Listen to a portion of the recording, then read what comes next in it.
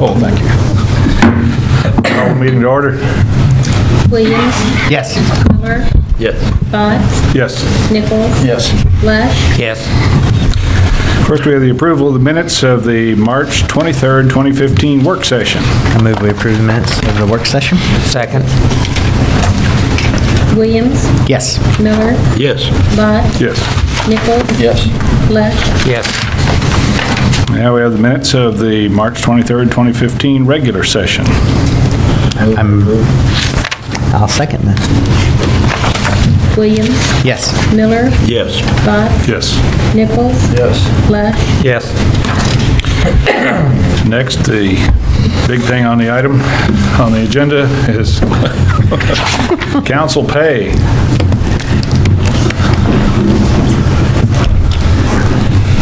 It is an honor to present this to you each year. For those that don't know, council serves all year long for $1. That is true community service, for everything that they do for $1. And it is my pleasure to present each of you with your pay for the last year. Councilman Williams?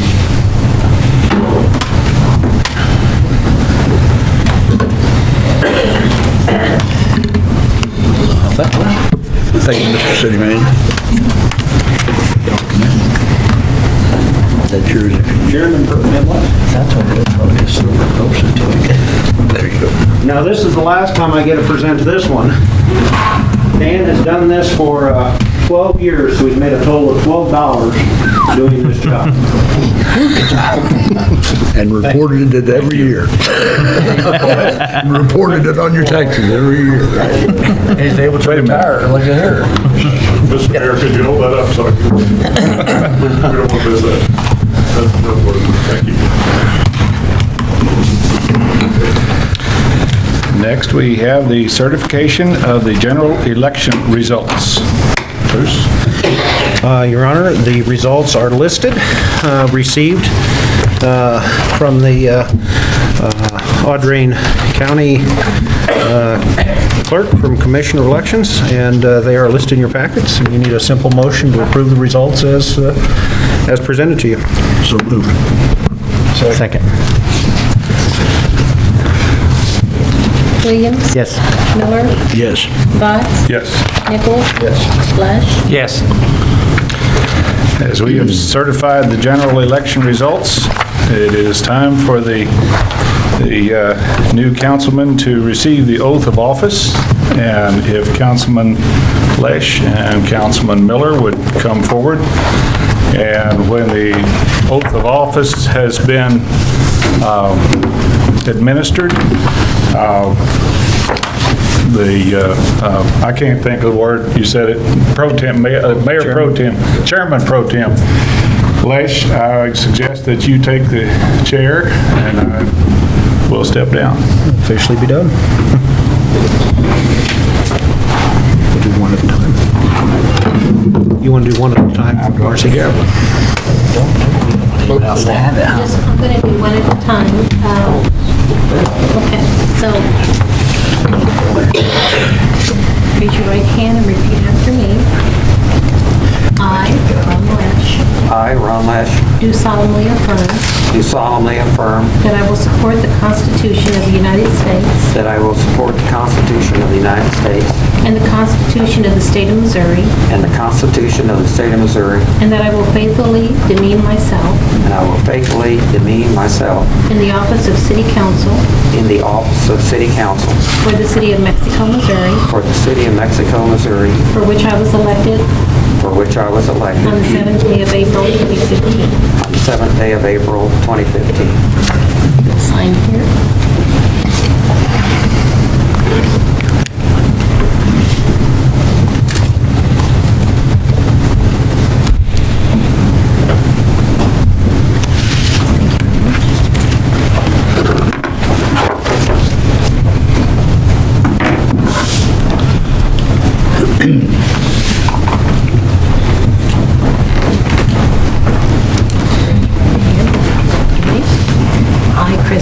I, Chris Miller, Do solemnly affirm do solemnly You don't have to, I guess. That I will support the Constitution of the United States support the Constitution of the United States and the Constitution of the State of Missouri, and the Constitution of the State of Missouri, and that I will faithfully demean myself and I will faithfully demean myself in the office of City Council in the office of City Council for the City of Mexico, Missouri, for the City of Mexico, Missouri, for which I was elected on the 7th day of April 2015. for which I was elected on the 7th day of April 2015. We'll sign here. That's Chris Miller.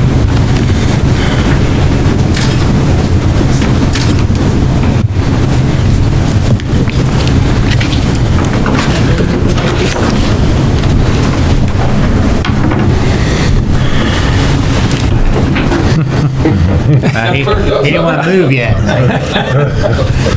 Oh, my. I always wanted to sit next to you. Get the nerve and not the gavel. Yeah, the gavel, Okay, the next item on the agenda this evening is the election of mayor and chairman pro tem. Bruce? As typical, Your Honor, we'll turn to the city attorney, and he will conduct the election as he has before.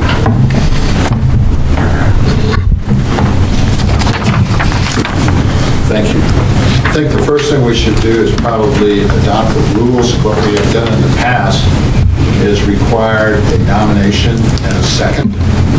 And then if there is more than one candidate for each office, we have a roll call vote that requires a majority to be elected. There is a statute that says if we are unable to elect either office, we can eventually put all the names in the hat and draw a name out of the hat. I don't know that we'll get that far, but why don't we say we would do at least 3 votes before we get to that. I didn't see a hat. I've had to do it one time. So my suggestion would be a motion to adopt the following procedure for the election of mayor and mayor pro tem, that there be a nomination and a second for a candidate, that if there is more than one candidate, then it requires a majority vote to win, and we would go for 3 roll call votes, and if there were no winner at that point, we would put 5 names into the hat and draw a name out of the hat. I make a motion we adopt the rules as stated. Second. Williams, Yes. Greg Miller, Yes. Chris Miller, Yes. Nichols, Yes. Lesh, Yes. So then nominations would be open first for the office of mayor. I would like to nominate Councilman Greg Miller. Okay. Second. Nomination and a second. Are there any other nominations?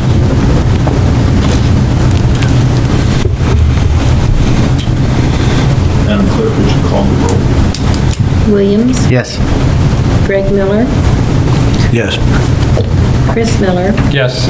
Nichols, Yes. Lesh. Yes.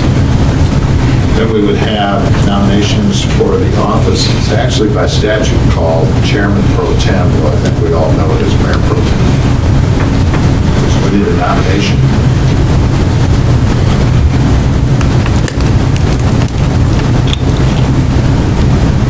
I nominate Chris Williams. Second.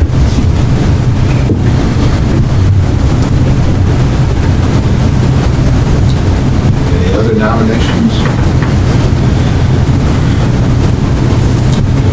Hearing none, would you please call the roll? Williams, Yes. Greg Miller, Yes. Chris Miller, Yes.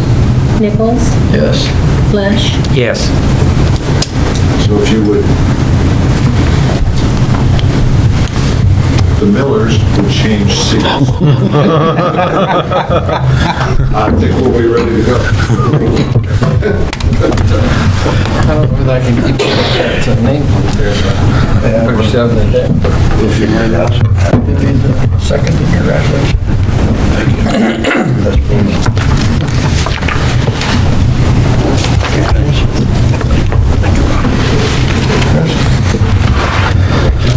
Thank you. Okay. Under new business, resolution, bill number 2015-22, a resolution authorizing the city manager to sign contract documents with Karen Brock Construction Incorporated for the 2015 concrete project, reading and passage. Bruce? Thank you, Your Honor. This is, I guess, what we call the second part of the annual, excuse me, construction, street improvements for the year. This is the concrete portion. And to cover the details of the bids taken, we will turn to Kenzie Russell.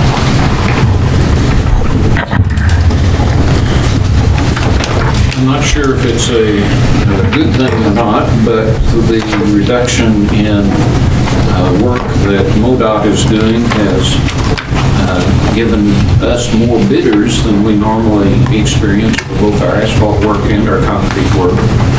We had 5 bidders. This is remove and replacement work that will occur on South Calhoun and Central Street, and also pave an extension of Huntingfield Road down by the Plain Science Center for an additional 80 feet.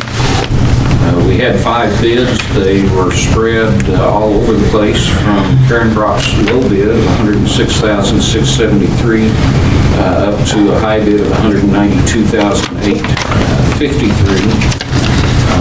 In most instances, some of that spread from a couple of the higher bids was because those were out-of-town contractors. They have fairly high mobilization cost in their bids. Karen Brock has done several contracts for us. They paved Commerce Road on 2 contracts. They did the sidewalks on Kentucky Road, and they did our annual concrete repair work a couple of years ago when we did Quisenberry and some other street work there. So they are familiar to us. They do good work, and we're recommending that the contract be awarded to them.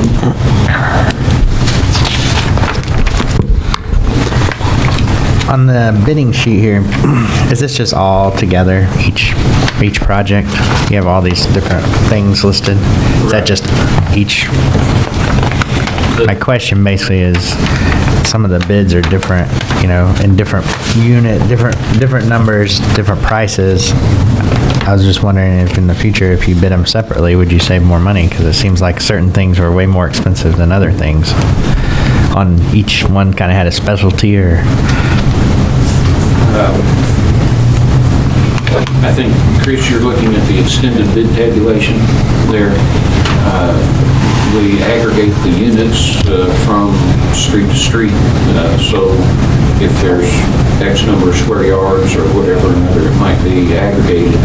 I don't know that trying to split it out into separate contracts would save us any money because of the overhead costs, such as mobilization and that sort of thing.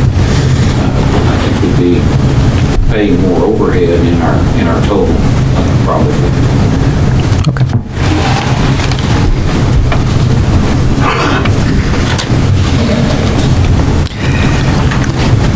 I move for reading bill number 2015-22. Second. Williams? Yes. Mayor Miller? Yes. Miller? Yes. Nichols? I'm not sure my name on it. Yes. Bill number 2015-22, a resolution authorizing the city manager to sign contract documents with Karen Brock Construction Incorporated for the 2015 concrete project, whereas bids made pursuant to the invitation to bid for the 2015 concrete project were opened on April 7th, and whereas it was determined that the bid of Karen Brock Construction was an acceptable bid. Now therefore be it resolved by the Council of the City of Mexico, Missouri as follows. Section 1, the City of Mexico, Missouri accepts the base bid of $106,673.20 from Karen Brock Construction Incorporated from New Millie Missouri. The contract, Section 2, the contract approved is subject to RSMO 295.675, requiring the contractor to utilize employees on site with the 10-hour OSHA construction safety training. Section 3, the city manager is hereby authorized to execute on behalf of the City of Mexico contract documents with Karen Brock Construction Incorporated for the 2015 concrete project. Section 4, this resolution shall be in full force and effect from and after the time of this passage. I move for passage of bill number 2015-22. Second. Williams, Yes. Mayor Miller, Yes. Miller, Yes. Nichols, Yes. Lesh. Yes. Next item on the agenda, new business and ordinance, 2 readings by title only and passage, bill number 2015-23, an ordinance amending Chapter 7, Motor Vehicles and Traffic, Article 10, Schedule of the City of Mexico City Code, 2 readings by title only and passage. Bruce? Yes, Your Honor. We had received a request from a property owner along the Fairground Street that's adjacent to Fairgrounds Park. They had asked that we look into a no parking zone. As we received that request, like normal, we run it through a staff process, and to cover the results of what we found and what we're recommending, I will turn to Kenzie Russell.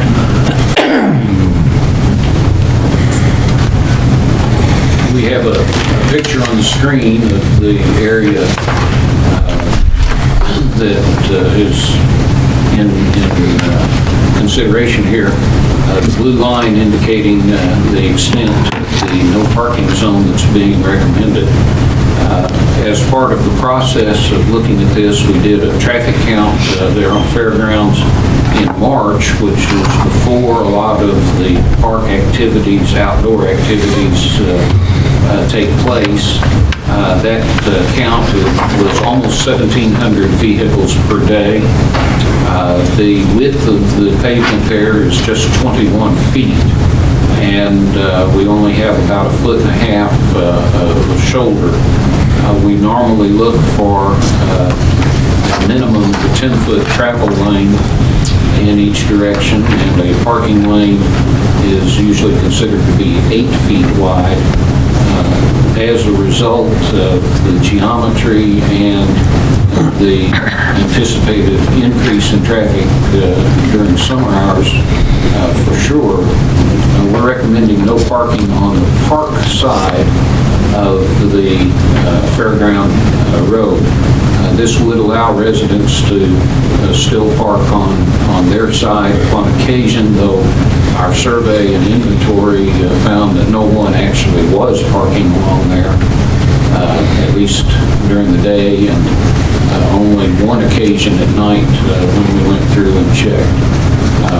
With the additional parking that has been constructed in the park, we feel like the off-street parking is a safer alternative than parking on the street, and this will facilitate the traffic movements throughout the day as well as on weekends. So we are recommending that no parking be established from Adams Street all the way south to Pine Lawn Street, which is the next street there at the very bottom of the picture.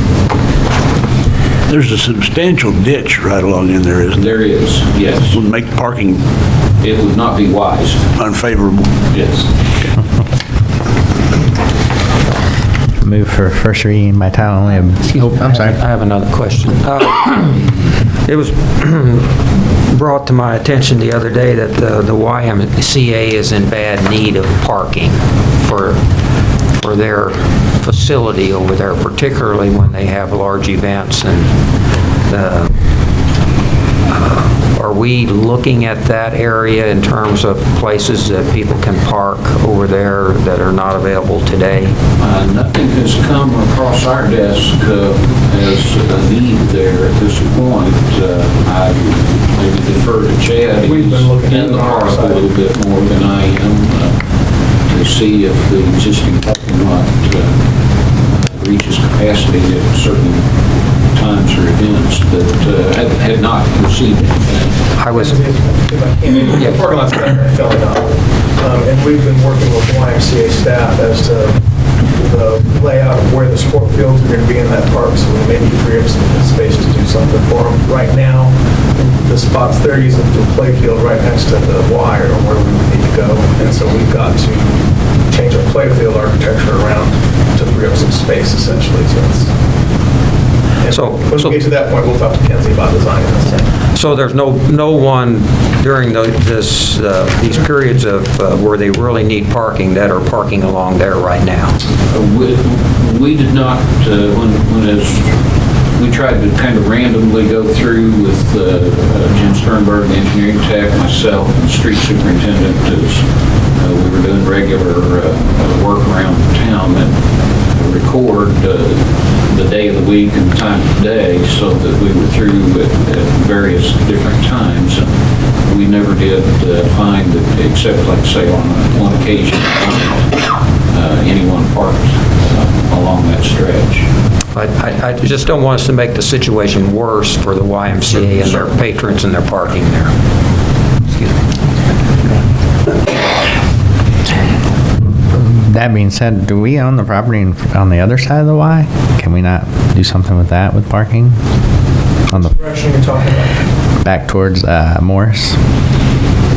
We can't because it's designated as part of our stormwater plan for that area. I just heard you say taking the fields away, and I'm like, those fields are pretty packed as it is when we go over there. Well, we're not taking them away. We have to add more to the west, which meant there's a few things. That's part of why that street came out in the middle. So we can create those spots to expand that later.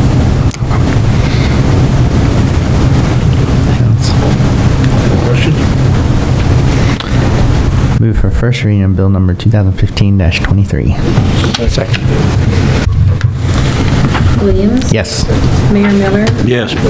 Miller? Yes. Nichols? Yes. Flash? Yes.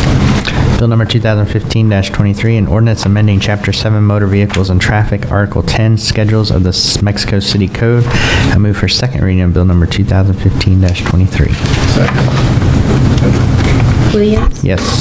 Mayor Miller? Yes. Miller? Yes. Nichols? Yes. Flash? Yes. Bill number 2015-23, an ordinance amending Chapter 7 Motor Vehicles and Traffic, Article 10, Schedules of the Mexico City Code. I move for passage of bill number 2015-23. Second. Williams? Yes. Mayor Miller? Yes. Miller? Yes. Nichols? Yes. Flash? Yes. The next item on the agenda are claims. Make a motion to pay the bills. Second.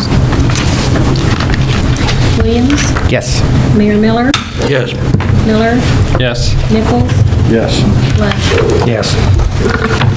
And the next item is comments, first by the council. Councilman Loesch. Okay. First of all, a big thank you to Dan for your 12 years of service to our community, serving on the city council and mayor and all those things. So thank you so much. That's great service. And again, I would like to thank those who voted for me and supported me in my re-election. It's truly an honor to serve this great community. And last, I have been talking about doing a housing incentive program for this community. And I've just handed some statistics here that kind of support maybe a reason why we should be looking at something like this. But in the past 3 years, our community has torn down 49 facilities. And we've got 8 pending, so that's a total of 57. And we've had 15 single-family units built during this period, same 3-year period, and 9 two-family residents. So 57 to 24. So it appears that the community is falling behind in terms of adding new housing in our community. It appears that we're tearing much more down than we are building. A few years ago, one of the counties up in northern Missouri, Lewis County, developed a program similar to this. I don't have all the details, but so I would like to pursue developing a housing building incentive program for the City of Mexico, which would just roughly look like something like this. We would abate property taxes for 3 years if you build a home on an existing lot that's available in the city. And maybe, and don't hold me to these years, these are just thoughts at the beginning to get this going, but maybe 6 years for in a case where they may tear down an old home and build a new one on the same property. So what I'm asking council for this evening, Mayor, is if you have any objections if I work with Bruce and the city staff on putting together a program such as this so we could consider it for a work session down the road. If anyone has an objection to that. Any objections, Jim? I wouldn't have an objection, but I would also like to know how many empty homes we have in town. Maybe we can talk to a real estate broker and see what the... We probably have no way of knowing that. Well, they would know how many are on the market, at least. Actually, we might be able to track it a little bit, maybe through utility billing, and get maybe some idea of numbers. We might, I'm not sure we'll be exact, but we can probably get you an estimate. Well, my concern would be if we have a lot of empty homes and we're putting new homes in there, what about the people that own homes that are empty right now? Certainly a lot of things to consider, and I'm not saying we have to do this. I just want to take a look at it, and potentially we can do it or not do it. So, Seeing no objection, I'd go ahead with it. Thank you. Chris? I too would like to thank Dan for all the years. Appreciate everything you've done for the city. And believe it or not, I don't have anything else. I'm pretty done today. I'd like to thank Dan also for his time. I remember back when the mustache was black. Congratulations, Ron, and thanks, Thomas, for running. Even though you didn't get it, it showed initiative and wanting to help the community by running. So I for one appreciate that. And welcome to the mayor. Thank you. And Chairman Pro Tem. And welcome to the new councilman. I wish everybody had the last name of Miller's. Just to make Marcy's job hard. Good people, aren't they, Greg? Most I've met are. Well, yeah, Marcy's gonna get a raise. It's all yours. Councilman Miller. That sounds funny. Well, I guess also, Dan, you've put in many years, and the city thanks you for your years of service. I am happy to get the chance to serve as a councilman, and looking forward to many great things that this council achieves in the next 3 years anyway. Thank you. Bruce? I have nothing this time, Your Honor. Okay, well, first of all, I want to thank Dan as well. You've done an outstanding job, Dan, and I really appreciate all your efforts. I thank the members of the council for expressing their faith in my ability to conduct the meetings. I'll do the very best that I can. I welcome Councilman Miller. Boy, it sounds funny every time I say it. I look forward to all those great things that we're going to do. Russell's not here tonight. I was going to ask the question. We have 2 Casey's stores, one on West Boulevard and one out on Northwestern, that are empty, just sitting there. If there has been any interest expressed in it, or if there's anything that anyone knows of that there might be some interest in? I am not aware of any at this time. I know that they've had them listed, that they have them for sale through the Casey's Corporation itself. Right. But I am not aware of anything at this time that's interested in them. So, nothing that I know of right now. Okay. Well, it seems to me there are a couple of good buildings there that might be used for something if someone wants to look into it. Other than that, I thank the members of the council for their last year of service. And their well-deserved dollar. We'll look into maybe raising it, well, maybe doubling it next year. How about that? Okay, that's the only comments I have. Now for public comments, we ask that you please state your name and address for the record, come up to the podium, and try to confine your comments to about 3 minutes if you would. Do we have any comments?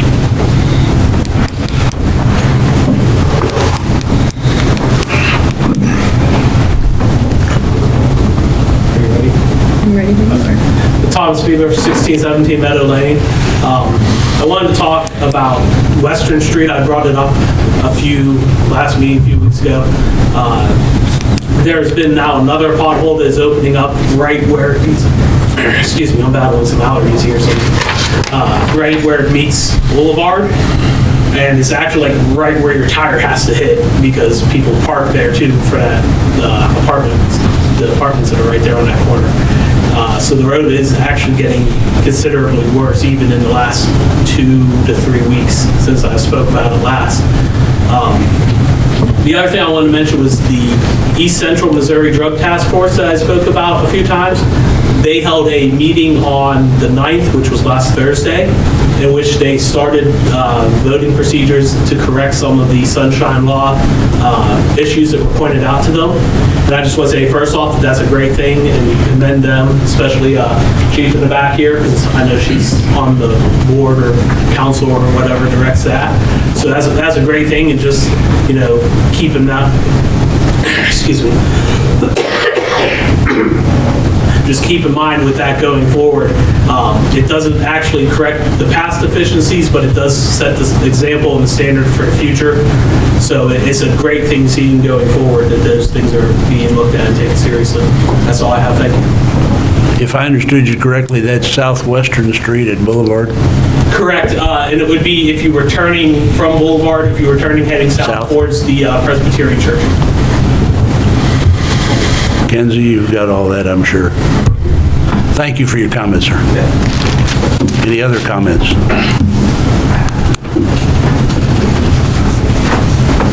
Charles Fry, 310 Vine. Congratulations to Ron.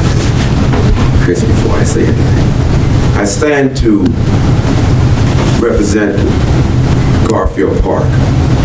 I've been very concerned about the condition of the park. Born and raised in Mexico, when I was a little guy, they were right across the street from it. And I don't think I've seen it as bad as it is now. In the time that I've been around. I've been away and I've been back. And it seems like the park has progressively gotten worse. One of the problems is drainage. And I was thinking one night that when I first started coaching football at the high school, we used to go out and practice behind the bleachers. Well, it was a swamp. We used to call it alligator pond. We'd go out there and practice. It was a pond. But if you go out there now, the drainage is gone. It's a beautiful field. And I know that drainage can be perfected to the point where you can do something. And Garfield has gotten progressively worse. When I first started doing Juneteenth celebration, and I take a lot of pictures, we had drainage, but it wasn't to the point that it is now. And the park has progressively gotten worse. And I noticed that they have done the trimming along that little branch there. Well, now the park is exposed. It's one of the few parks when you come into Mexico that you can actually see. The fence around it has deteriorated. The baseball backstop, it has deteriorated. The park itself has deteriorated. And I think some attention needs to be drawn so that it becomes like it was at one time. And as I said, when I started doing Juneteenth celebration, 2015 will be 15 years. And it's gone from good to bad. And I just want to make sure that we understand that something has to be done. And it can't be lip service. You can't say, well, we can't do it. You can do anything you want to do. You know, as I said about the practice field at the high school, that was a pond when we first started. You go out there now and look at it. You know, so some attention has to be drawn to it, and I would appreciate it. I talked to some young men. They said, Coach Fry, Brother Fry, why don't they get us some paint? We'll paint it. And I was told at one time they would give us some paint. And I think I can get some young men together if we say, well, the city doesn't have the money or something. I think I can get the hands to do it. And that's really what you need. Manpower, hand power, not mouth power. The people who want to work. And I really think there's a concern in the community, and I would like to maybe volunteer or be the spokesman or something to get this project started. Because Garfield is too visible, it is too good a park to let it just deteriorate like it has. And that's my comment. And if you need to contact me, let me know, and I'll get with some people, and we'll start a committee.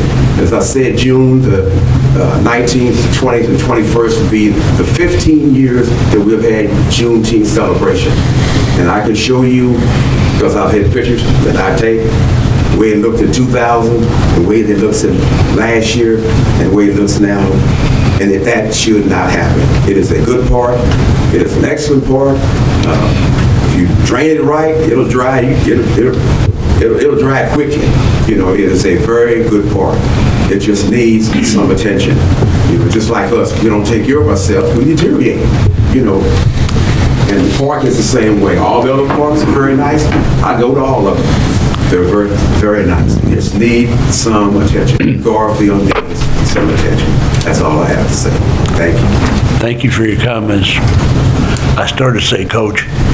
I'm sorry, Mr. Fry. Chad, is there anything you'd like to offer? I won't argue with that entirely, because as you know, Garfield Park is one of the parks we had a lot of pictures of when we went out for park sales tax. Yeah. There's a lot of things there that hadn't been done for a long time, even prior to me getting here, but we have put in a new ADA sidewalk, a new restroom, new playground equipment this year. Next year, we're slated to replace the backstop on the ball field, put a new cap on the ball field last year. You know, we're working on it just like we're working on every other park. Can we do something about the drainage? I don't know is probably the best answer to that right now. I agree with Coach. The drainage has been getting worse, but that park was built on an old clay pit. Did a little research a few years back, and that was a lake years ago, and it was filled in with clay spoils. And so I suppose what we're probably seeing is the effect of settling. I understand that. I'd just like to know, and if you could report back, if something can be done. And I'm sure something can be done. The question is how many dollars we want to spend filling and draining. So I could bring you a range of options. Bruce, would you see to that? It'll take a little while to work something up. City engineer, is that his job? It's the city engineer's job. Well, we still got to take some survey shots and actually come up with a shots I have in 2015, if you want to see it. We do appreciate that, sir. Thank you very much. But it's a process, and it has to go through it. Any other comments? Dan Box, 330 Jefferson Road. It's been an honor, a privilege, and a pleasure to serve on this council. And this is my first time addressing the council. It's really interesting from this side of the desk. Really, all I have to say is, all I have is a request. And I request that as a council, I like what Chris said, two Chris's and two Councilman Millers. I don't know how you deal with it, but anyway, talked about great things. And I hope that as a council, you will continue to be fiscally responsive, but be bold, and to be willing to take some risks to grow this town, because it can be done. And it's a town I love, and I think it's a town you love. So I would ask that you would take those steps. Thanks a lot.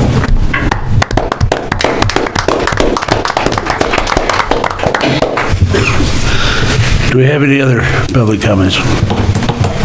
Seeing none, I move for adjournment. Second.